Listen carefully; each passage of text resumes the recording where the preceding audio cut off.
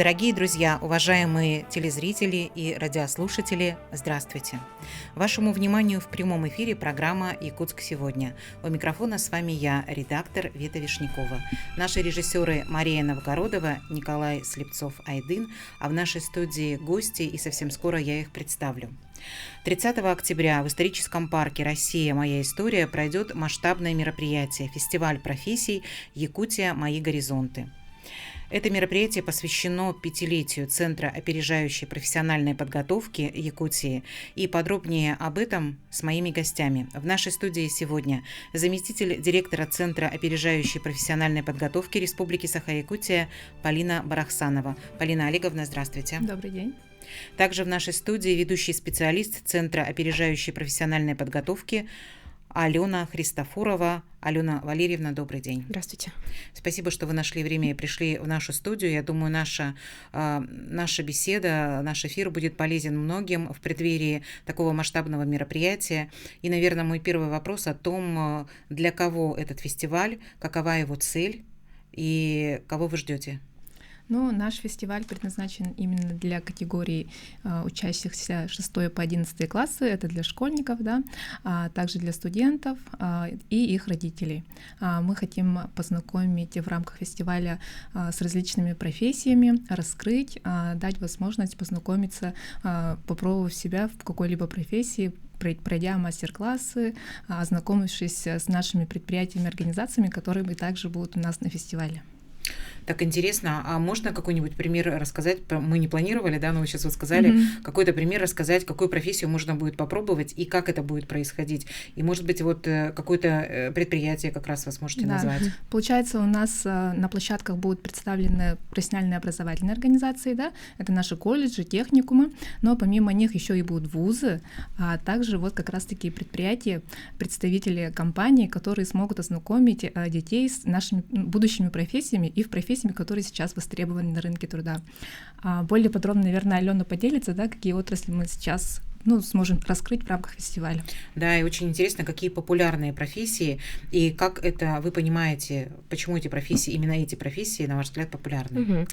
Вообще, у нас, получается, мы руководствовались списком востребованных профессий, да, которые у нас есть в Якутии, и разделили само мероприятие на несколько отраслей. Я могу перечислить, да, какие это, например, аграрная, промышленная, умная, креативная, то есть это различные профессии, да, которые охватывают большой спектр, да, то есть различных возможностей. Вообще мастер-класс будет длиться для гостей 1 по 30 минут, то есть каждый, получается, гость, то есть школьник 6 по 11 класс может посетить один мастер-класс, да, сначала по 30 минут, потом второй, и помимо этого может посетить бесплатно мастер-классы по различным профессиям от работодателя. Работодатели у нас пока заявлены это как ПАО «ЕТЭК», Полиметалл, Алмаз-Энергоинбанк, то есть такие разноплановые у нас компании, да, с республики. Помимо этого, вот моя коллега говорила по мастер-классам то есть от образовательных организаций, да, это у нас, к примеру, могут быть профессия сварщика, кондитера,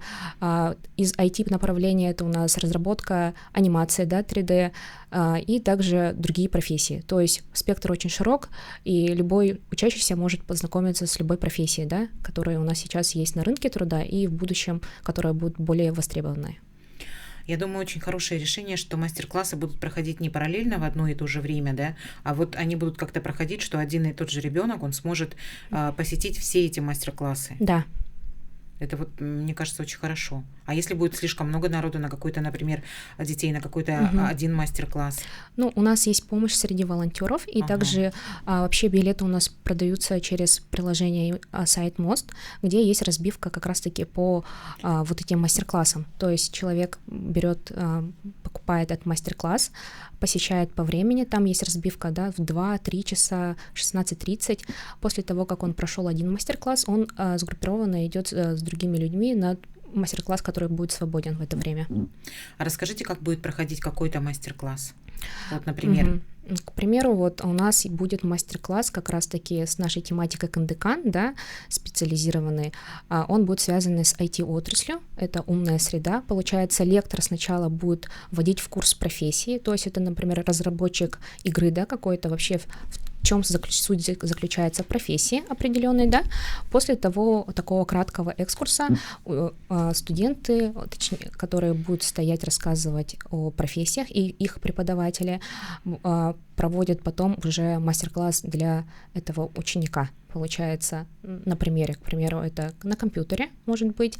Кондитер — это непосредственно уже с готовыми изделиями кондитерскими они будут делать печенье, к примеру, да. И также у нас такая есть специальность, да, профессия — это стоматолог и фельдшер. Будут проводить Якутский медицинский колледж, со своими материалами уже будут подходить, и ребенок будет уже на готовых материалах под руководством педагога знакомиться с элементами профессии данной, которая есть. Потому что, как мы знаем, на мастер-класс у нас дается такой короткий 30 минут, но довольно-таки емкий.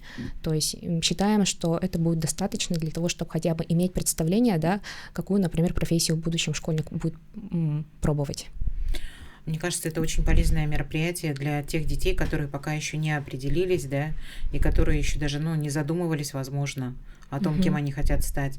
И попробовать эти все мастер-классы, может быть, они наоборот все вычеркнут, да, из того, что попробовали, и что-то другое уже задумают. А может быть, кто-то действительно найдет дело всей своей жизни. Да, и поэтому у нас, помимо того, что школьники смогут пройти мастер-классы, да, мы также будем предлагать услуги профориентологов. То есть там же они смогут получить консультацию от профессионалов, которые, пройдя тестирование, да, короткое, смогут определить выборы в будущей профессии, раскрыть свой потенциал, интересы, узнать, возможно, подтвердить, а возможно, наоборот, как раз-таки увидеть, что какие-то другие сферы ему действительно намного интереснее, чем он думал. А вот такое тестирование, оно сколько времени занимает? По времени, где-то около 40 минут получается, да? Да, но как бы продолжительность намного дольше, но тем не менее зато он получает рекомендации и консультацию от специалиста. Поэтому вот через сайт или через приложение. Не рекламируем ничего, лучше не называем название. Да, и вот пройдя, они могут как раз-таки ознакомиться, да, какие мероприятия можно посетить, в какое им удобное время, да, и ознакомиться, какие мастер-классы и какие консультации они могут получить. Про ваши мероприятия они могут, наверное, узнать, зайдя на ваш сайт, да? Да. Сайт Центра опережающей профессиональной подготовки. И этим можем ограничиться, там будет вся информация. Вот такое тестирование наверняка будет интересно пройти не только ребенку, но и взрослому человеку. Я бы, например, с удовольствием прошла. Мне интересно, что покажет тест, какую мою предрасположенность к какой сфере. И, возможно, я удивлюсь, а может быть, я наоборот уже знаю это про себя. Если взрослый человек придет и захочет такое тестирование пройти, это тоже возможно? Да, это тоже возможно. Мы даем различным категориям по возрастным цензам, там есть возможность пройти тестирование, как и студентам, школьникам, и взрослым населению тоже. А тесты, они разные от возрастной категории зависят? Да. А почему? Так как школьники, у них понимание профессии намного проще, чем у взрослых, допустим, да, поэтому тут есть у нас разные варианты. Суть одна, а просто формулировка вопросов, да? У вас еще в рамках фестиваля проводятся конкурсы. Да, расскажите об этом. В этом году мы впервые проводим конкурс «Дальневосточные горизонты».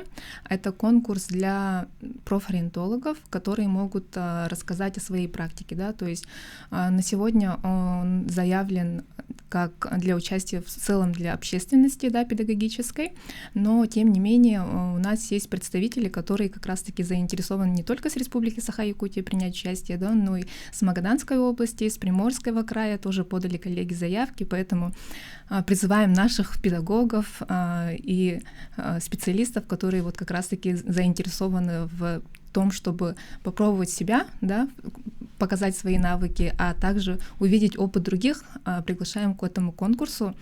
И более подробно, наверное, да, по номинациям тоже Алена скажет. У нас получается 3 номинации.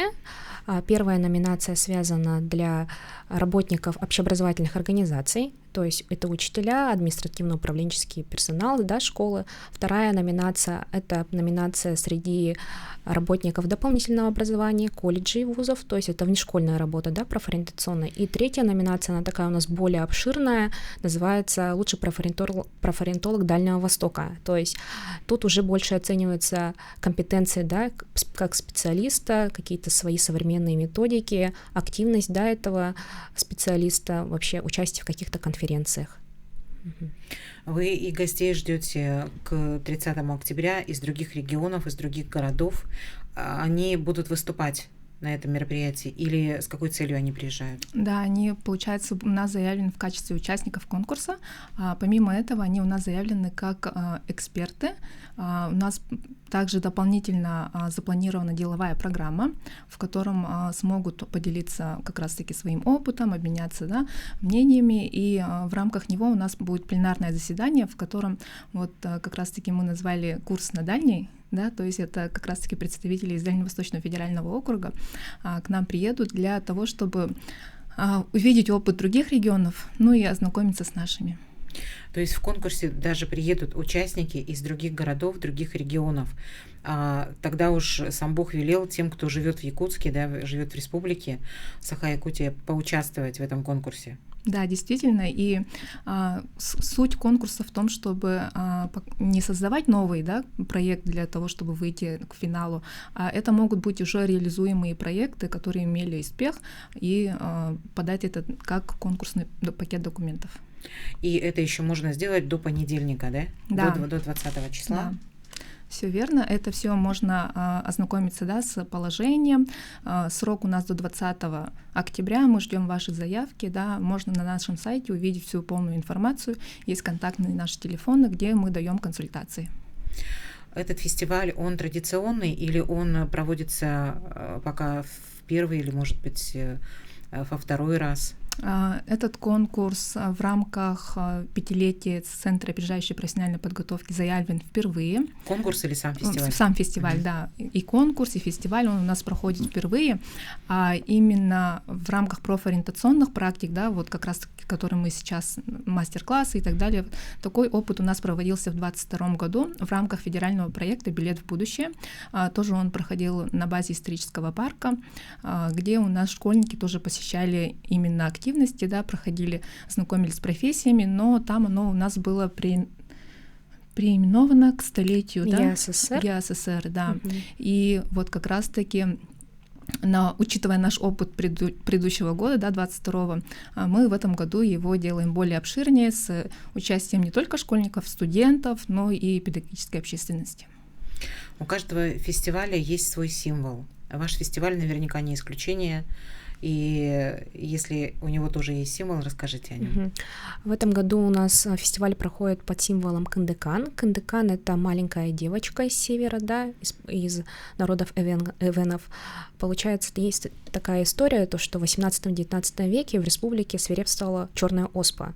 Но она не только, у нас в республике была, по всему миру, и в то время якутские охотники нашли у Верхоянского хребта как раз-таки эту девочку, одну из выживших. Как она осталась жива, до сих пор неизвестно, и она олицетворяет как раз такую отвагу, отвагу народа, особенность нашей Якутии, выделить как-то с колоритом, наш фестиваль, как раз-таки представить ее на таком российском уровне, что у нас есть такая особенность. Раз вы хотите вот такую эксклюзивность подчеркнуть, значит, наверное, вы потом в будущем планируете какие-то более грандиозные выходы с этим фестивалем и не замыкаться только на республике, верно ли? Да, и в связи с этим у нас вот как раз-таки приглашенные гости, имеются. Мы хотим, чтобы этот фестиваль, который пройдет в рамках пятилетия Центра опережающей профессиональной подготовки, мог бы уже и проходить в других регионах под такой эгидой. Знакомство с профессиями наших школьников, нашей молодежи. Вы, кроме того, что вы же выступаете и как организаторы, и как выступающие на этом фестивале, как организаторы его. На сегодняшний день что самое сложное в том, чтобы организовать такое масштабное мероприятие, и насколько вы успеваете, насколько вы справляетесь, или вам нужна еще дополнительно помощь волонтеров, и, может быть, вот эти дни, которые остались, вы хотите кого-то пригласить к сотрудничеству? Да, безусловно. Сейчас у нас, получается, при поддержке Фонда гуманитарных проектов этот фестиваль организуется, это как раз-таки наши партнеры, которыми мы работаем уже с 2021 года. Это в рамках федерального проекта «Билет в будущее». Сейчас во всех российских школах реализуется единая модель профессиональной ориентации, то есть единые подходы и практики для знакомства с профессиями, пытаются сделать едиными. Да?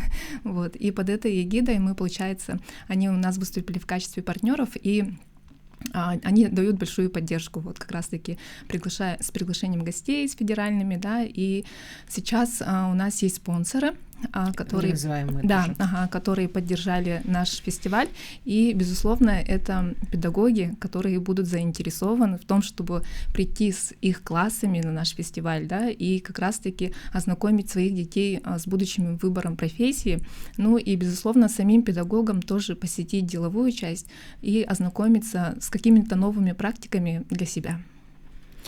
Мы можем еще раз напомнить для тех слушателей и зрителей, кому эта информация показалась важной и полезной, что 30 октября в историческом парке «Россия. Моя история» пройдет масштабное мероприятие «Фестиваль профессий Якутия. Мои горизонты». Также в рамках этого фестиваля пройдут конкурсы, в которых могут принять участие преподаватели различных учебных заведений. Да, всю информацию можно получить на сайте Центра опережающей профессиональной подготовки.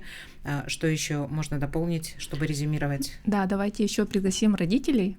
Безусловно, родитель, он дает большую помощь в выборе профессии, да, в будущем. И поэтому для нас, для родителей, мы подготовили еще отдельную площадку, которая уже как раз-таки пройдет после обеда. Тоже родителей приглашаем, принимайте активное участие. Будут дискуссии, затронуты активные, такие интересные вопросы по организации и тому, как быть готовыми для выбора профессии, наших будущих профессий с детьми. А это мероприятие пройдет с какого времени? С самого утра и до вечера? Именно для родителей мы подготовили площадку с 3:30 на базе исторического парка. Вход свободный, и поэтому можете посетить и знакомиться. С утра будет вот это вот для детей, да, программа, совместная, там же не только можно детям подойти. Как вы сами выбрали профессию, которая сегодня ваша? Воспользовались ли вы программами какими-то Центра опережающей профессиональной подготовки? Прошли ли вы какие-то тесты? Вообще, когда я заканчивала школу, была тогда еще такая история, что можно было платно пройти тестирование, да, и увидеть, какой выбор профессии все-таки сделать, да, гуманитарный уклон, или это у меня все-таки математический. Тогда было только такое тестирование, а сейчас оно как бы более развернутое, да, и даже вот взрослые люди к нам приходят в Центр опережающей профессиональной подготовки для того, чтобы выбрав ту профессию, в котором они ошиблись, поменять ее. Поэтому, да, это удивительно, но все, мне кажется, приходит с опытом. Присоединитесь, коллеги, как вы пришли? Я пришла к тому, что в то время, когда я заканчивала школу, у нас вопросы профориентации не были так ярко подняты, да, и сейчас, когда у нас в стране поднимается эта тема с каждым годом все сильнее, была внедрена единая модель профориентации, я понимаю, что значимость своей работы, которую мы сейчас делаем, то, что проводим такие фестивали, занимаемся профориентацией, и помимо этого, конечно же, я сама попробовала наше тестирование, да, и, в принципе, оно показало то, чем я действительно хочу заниматься и чем сейчас я занимаюсь. Так что ничем вас не удивило, наоборот, укрепило в том выборе, который вы уже сделали. Да, все верно. У нас остается буквально 1,5 минуты до конца эфира. Может быть, вы хотите еще что-то сказать или, может быть, пригласить еще раз всех тех, для кого это мероприятие?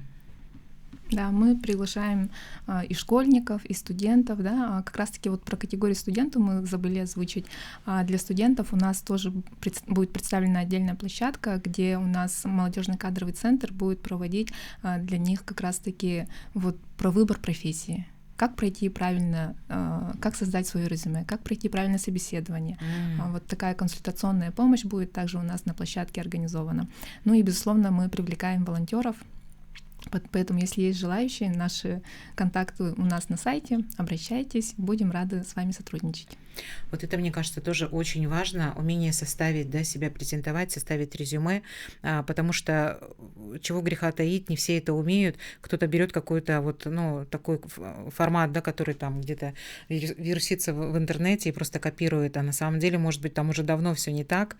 И вот, чтобы понимать, как это сделать правильно, чтобы рассказать о себе так, чтобы на тебя обратили внимание как на специалиста. Мне прям кажется, что это очень будет востребовано 30 октября. Спасибо вам большое за то, что вы сегодня рассказали о таком полезном мероприятии. Слушателей и зрителей я благодарю за внимание. Через короткие 4 минуты мы снова вернемся в нашу студию. У нас будут другие гости. Оставайтесь. Дорогие друзья, мы снова в прямом эфире в нашей студии гости. Я рада их представить. Сегодня гостит в нашей студии Антонина Степановна Титова. Антонина Степановна, здравствуйте. Здравствуйте. Я вас рада видеть. Вы педагог детского подросткового центра города Якутска. И также сегодня в нашей студии Юлия Трофимова. Юлия Иннокентьевна, здравствуйте. Здравствуйте. Вы являетесь заведующей детского сада номер 82 города Якутска. Да. Но если там нужно что-то добавить еще к статусу детского сада, вы в процессе разговора добавляйте. Я не очень разобралась с аббревиатурой. И тема сегодняшнего нашего эфира – это программа поддержки местных инициатив 2026. И, наверное, может быть, нам стоит начать с того, что рассказать, что же это за программа поддержки местных инициатив, что она из себя представляет и кому это все нужно. Антонина. Да, ну вот, во-первых, программа поддержки местных инициатив, вот сейчас такой ажиотаж, я бы сказала, да, потому что с 16 октября 2025 года стартовал прием конкурсных документов на участие в этой программе. Вот. И в этом конкурсе могут участвовать муниципальные учреждения. Вот, ну, в городе Якутске, например, да, очень много образовательных учреждений участвуют. Также могут участвовать некоммерческие организации. И с какими проектами, например, могут участвовать? Это создание новых детских спортивных площадок, благоустройство, это может быть водоотведение, водопровод, освещение, да. В общем, те вопросы, которые очень волнуют жителей конкретного квартала, конкретной улицы, поэтому оно и называется, эта программа местных инициатив. Люди, значит, выявляют проблему и предлагают решение этой проблемы. Ну, наверное, для того, чтобы это все дошло вот до какой-то конечной точки, нужны какие-то активисты, вот такие люди, как вы, которые возьмут это дело в свои руки и, не покладая рук, доведут это до конца. Это же очень сложный и долгий процесс, начиная от того, что ты вообще берешь ответственность за то, что вот что-то нужно. Но вы правы, Светлана, да, дело в том, что вообще все начинается с проблемы, с инициативной группы граждан, которым не все равно, которые неравнодушные, которые говорят, а давайте сделаем вот так, и для того, чтобы это было, давайте мы объединимся. И одним из условий участия в этом конкурсе является активное участие населения. И в период обсуждения очень важно, чтобы как можно больше людей приняло участие в обсуждении, в выборе этой и в поддержке какого-то проекта. Второе – участие денежное. И все это протокольно фиксируется. И то, что, например, жители какой-то улицы говорят, мы хотим освещения, и мы готовы в случае победы прийти поработать на субботниках для того, чтобы этот проект реализовался, а также мы готовы поучаствовать и в денежном вкладе. Поэтому здесь, это вот реально программа, которая дает возможность людям, во-первых, улучшить свою жизнь, да, а во-вторых, проявить себя и активно участвовать в реализации проекта. А как это вообще все проходит? Вот, допустим, есть какой-то район, в котором, например, нет освещения, да, нет фонаря на той улице, на которой вот сейчас уже зима, да, люди часто ходят. И какие-то близлежащие дома или люди из домов этого района, они объединяются, например, там 2-3 активиста говорят, давайте объединимся. И что дальше? Нужно что-то написать, и куда-то это отправить. А дальше эти люди неравнодушные, они идут в свою управу. Мгм. И сотрудники управы помогают, ориентируют их, потому что нужна смета. Вот мы же, чтобы получить деньги, ну, если вы что-то покупаете, всегда говорите, спрашиваете, сколько это стоит. То есть вы должны знать, сколько же будет стоить, например, сделать освещение этой улицы. Должен быть сметчик, который просметит, деньги вы узнаете. А дальше начинается самое интересное, самая, наверное, кропотливая работа по оформлению заявки. Я вот, у меня есть знакомые, которые только начинают, например, ну вот наш детский подростковый центр уже 3 раза выигрывал ППМИ конкурс, и многие мои знакомые просят проконсультировать, и я всегда говорю, что самое главное внимательно читать постановление. Есть вот, может быть, нам покажут вот такая бальная шкала, прямо что, сколько баллов, за что можно получить, если это у вас есть в заявке. Но я, наверное, скажу. Дело в том, что, например, вот участие в эфире на радио, на телевидении, если выходит статья в газете о проекте, да, это дает дополнительные баллы при рассмотрении заявки на конкурсе. Поэтому Поощряется любая активность, да, получается? активность, да. Чем больше людей будет вовлечено, чем больше людей узнают о нашем проекте, тем лучше. Для этого мы делаем, вон, видите, разные опросы проводим, такие листовки развешиваем по округу. И вот по QR-коду можно зайти и проголосовать. Мы проводим опрос такой в Яндекс.Форме. Это все вы делаете в свободное от работы время, абсолютно бесплатно, безвозмездно? Ну, это, скажем, если у меня, то это, поскольку я педагог-организатор, есть у меня обязанность, в том числе это участие в грантовых конкурсах и вот в конкурсах таких проектных. И вот когда заявка уже оформлена, когда, возможно, там по каким-то вот этим вот, по этой графе, да, есть где поставить галочку, а дальше что происходит? Каким образом какая-то заявка выигрывает, а какая-то остается на потом? И это же обидно, если не выиграешь, столько всего соберешь.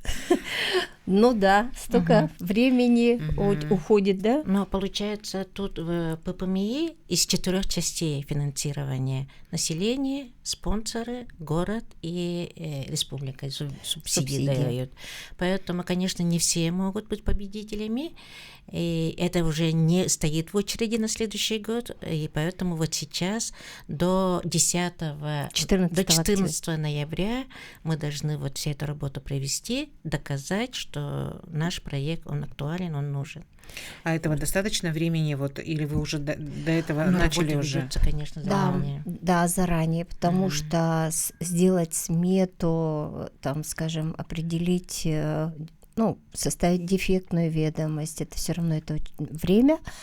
А так, согласно вот этой бальной шкале, мы заявки заполняем на сайте. Я забыла, Министерство финансов, ППМИ так и называется, платформа. Да, в этом году у нас новый сайт, называется «Гранты и конкурсы», и там мы заполняем заявку. И потом уже система сама высчитывает баллы по бальной шкале. И получается рейтинг проектов, и вот согласно этому рейтингу и определяются победители. То есть за какой проект вот так вот по QR-коду больше голосов отдали? В том числе. Да, в том числе. Я помню, что вы были, я думала, что это был 24-й год, оказывается, уже 2 года прошло, и был 23-й год, когда вы были с такой же темой, да, и вы рассказывали о том, каких успехов вы добились, вы показывали фотографии того, что было, и того, что стало после того, как вы вот эту сумму, да, на которую вы претендовали, вы ее получили, и как вы красиво преобразили, и детские площадки там были, и спортивный зал там был. У нас тогда это был первый наш проект, вот, и это был проект благоустройства территории, первого в Республике Дома Юнармии, территория называется «Я патриот». И потом у нас было, мы участвовали в конкурсе с облицовкой фасада этого же здания. И вот в прошлом году мы стали победителями с проектом оснащения мебелью и оборудованием. Этот же центр. То есть у нас участие в ППМИ дало возможность благоустроить территорию, сделать фасад и сделать красиво внутри. То есть мы создали в целом обустройство этого центра. Но поскольку наш детский подростковый центр – это один из немногих центров на Дальнем Востоке, который сохранил систему работы по месту жительства, то в нашем центре много зданий, один из которых вот на Клары Цеткин был. И сейчас мы переходим к другому зданию, и к одному из 10, да, который нужно тоже также облицевать, сделать оснащение и так далее. Поэтому в этом году мы участвуем с проектом облицовка фасада. Это у нас первый этап по зданию, которое находится на Жарницкого 7, дробь 11А. Вот. Окраина там всегда... Это 17-й квартал. Не очень хорошо, да? Юлия Иннокентьевна, а у вас какие планы? Вы что хотите для своего, наверное, детского сада, да, сделать? Ну вот ППМИ 2024 мы также принимали участие, выиграли, и у нас сейчас на детской площадке искусственный газон, раньше был песок, это, конечно, нас воодушевило, и мы решили опять участвовать, но теперь у нас в детском саду 2 площадки, и вот теперь на другой площадке у нас национальный детский сад, называется «Мечарь», и там мы хотим конкретно в якутском стиле. Ураса, алукмас, то, что как бы даже если были бы деньги по тендеру, трудно вот по ограничениям сделать такой ремонт. Поэтому очень надеемся, что и родители, и мы сами сотрудники, общим собранием решили, что лучше сделать вот такой проект. Будем участвовать, надеемся, что победим. У вас сейчас есть возможность обратиться к большой аудитории, может быть, вам нужна чья-то поддержка в голосовании или в каком-то еще, может быть, важном пункте? Да, конечно, хотелось бы, чтобы поддержали жители нашего города. Для этого у нас в наших госпабликах, на наших сайтах есть вот такие объявления, где есть QR-код, по которому можно зайти, проголосовать. Есть ссылки, мы отправляем ссылки вот через разные мессенджеры, чтобы больше набрать голосов, доказать, что наш проект лучший. Хотя и так, раз это детский сад, да, там же много и родителей, много тех, кто заинтересован в том, чтобы было красиво, чтобы это было развивающе для ребенка. Ну да, все равно плюс к этому хотелось бы, чтобы об этом проекте узнали и другие. Ну и самое главное, вот открыли ППМИ 2024 за одно лето. Документы мы собирали с ноября, считай, по май месяц, да? А уже 1 сентября у нас было открытие этой площадки. Родители сами увидели, мы сами увидели, что можно, оказывается, сделать красоту, и это даже нас сплотило.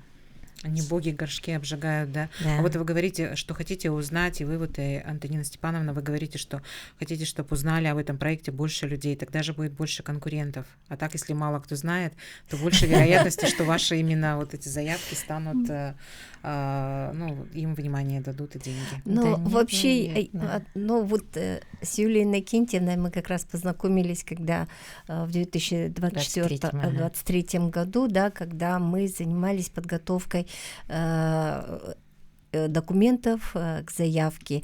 И просто каждый из нас ведь понимает, что мы делимся своими знаниями. Мы, чем больше людей будет участвовать, чем больше будут победителей, это значит, тем больше будет замечательных, хороших территорий благоустроенных, тем больше будет ну, довольных людей. Довольных людей, детей для нас, ну, в первую очередь детей для нас, потому что наши проекты касаются именно благоустройства, обустройства территорий, зданий, образовательных учреждений. Дошкольники и дополнительное образование. Это в первую очередь, конечно, все, что мы делаем сейчас, это мы делаем для того, чтобы наши дети приходили и чувствовали в наших учреждениях себя комфортно, уютно. И, конечно, и внешний вид, и что как обустроено внутри здания, имеет очень большое значение для того, чтобы дети развивались и обучались, и получали от этого удовольствие. Да, конечно, то пространство, которое тебя окружает, влияет на тебя, имеет огромное значение, да, как оно выглядит, потому что мы же основную информацию через глаза, насколько там комфортно, да, но я больше к своей теме, я к теме дворов, к теме районов на окраинах нашего города, да, где, конечно, работы непочатый край, и там, наверное, одной заявкой-то и не обойдешься. Ну, я думаю, что просто надо участвовать несколько лет, и прямо вот... Несколько лет. Да, вот. Подряд, и тогда можно все-таки победить и сделать и освещение. Ну, вот такие примеры есть. Поэтому... Вы сами хороший пример, ведь вы уже не первый год вот так успешно. Поэтому, ну да, баллы это тоже нужны, но главная цель, наверное, наше выступление доказать, рассказать, что если мы смогли, то каждый может это и сможет. Таким хорошим, ценным опытом пришли поделиться. Еще и, Антонина, вы говорите, что можете даже консультировать, как собрать документы, хотя я думаю, что это, наверное, стоит делать не бесплатно. Есть у нас в Минфине отдел инициативного бюджетирования. Там я вот просто удивляюсь, да, сотрудникам, которые там работают и которые тоже консультируют от души, всегда, никогда не отказывают. И, конечно, я хочу сказать огромное спасибо за это Светлане Романовне Колодезниковой, да, просто я участвую первый год в этом конкурсе, я не знаю, я, наверное, там всем, грубо говоря, мозг вынесла, потому что за каждый пункт вот этой бальной шкалы, за каждый пункт, вот я все время звонила, консультировалась, спрашивала, и просто наши много, и я понимаю, что это очень сложно. И я желаю вам обязательно победы. Благодарю вас за сегодняшнюю встречу нашим слушателям. Хочу сказать спасибо за ваше внимание и пожелать вам хорошего вечера пятницы. И участвуйте в программе поддержки местных инициатив.